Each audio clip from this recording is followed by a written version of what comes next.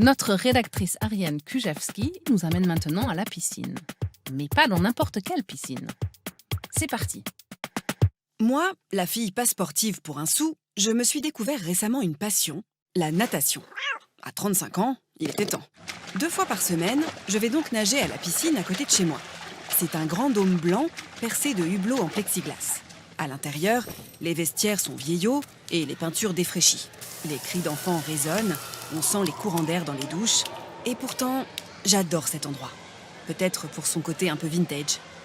À force de m'entendre en parler avec enthousiasme, une amie décide un jour de m'accompagner. Une fois devant, elle s'écrie « Ah, c'est une piscine tournesol ! Il y avait la même chez mes parents. » Tournesol ? Ma piscine ressemble plus à un vaisseau spatial en plastique qu'à une jolie fleur des champs. Pourtant, ce nom est parfaitement logique. Et vous allez comprendre pourquoi. Nous sommes en 1968. Aux Jeux Olympiques, l'équipe de France de natation s'humilie en ne rapportant qu'une seule médaille, en bronze. Colère du général de Gaulle, le président de l'époque. L'été suivant, pendant leurs vacances, des dizaines d'enfants meurent noyés. Le pays est traumatisé. Au sommet de l'État, on réalise que les Français ne savent pas nager. Pour rattraper ce retard, il faut construire des piscines, et vite. C'est le début de l'opération 1000 piscines. L'État appelle les architectes à plancher sur un projet bien précis. Il faut une construction centralisée, rapide, pas chère, pour des bassins qui peuvent s'ouvrir sur l'extérieur en été.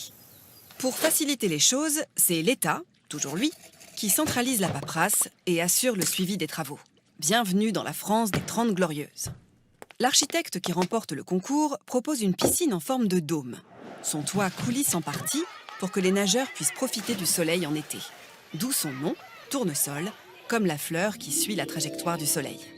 Comme il faut construire vite, il propose de faire fabriquer la majorité des composants en usine. Bref, une piscine préfabriquée, composée de beaucoup de plastique. À l'époque, on est au top de la modernité. La première piscine tournesol est construite en 1972 à Nangy, en Seine-et-Marne. Il y en aura 183 dans le pays, dans des villes petites et moyennes le plus souvent. En parallèle, d'autres piscines sont construites sur le même modèle industriel, portant elles aussi des noms un peu kitsch comme Caneton, Iris ou Plein Ciel. En tout, l'État fait bâtir près de 600 piscines en France en l'espace de 10 ans. D'accord, ça ne fait pas 1000, mais à l'époque, c'est une vraie avancée pour développer l'apprentissage de la natation. Et pour chaque commune, c'est une grande fierté de disposer d'un équipement comme celui-là. Certaines les ont même affichées sur leur carte postale. Hélas, avec le temps, les piscines tournesol ont mal vieilli. Certaines ont été rénovées, mais pour de nombreuses villes, il était plus simple et moins cher de les détruire. Quelques-unes sont encore sur pied malgré tout. La mienne est toujours là. Derrière son côté kitsch et déglingué, elle témoigne d'une époque révolue. Et ça, c'est inestimable.